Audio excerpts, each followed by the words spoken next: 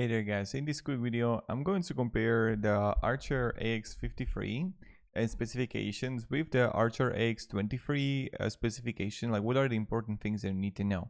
So when we're going to look here, the AX53 got better 5G Z 2402 megabytes per second comparing to 1201 megabytes per second by AX23, so this is huge.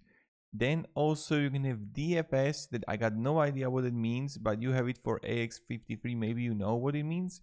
Network security, you got something called a home shield security. Got also no idea what it means, but I'm going to right now pretend that I know. Then you're gonna have also the VPN client. That's something that you have, so that can be possibly also good. And then you can have power supply to a there.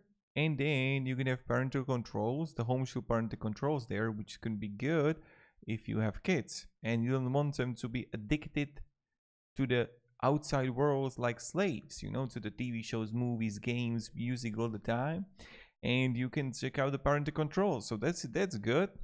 And then like all the other things are die, and that's pretty much it, right?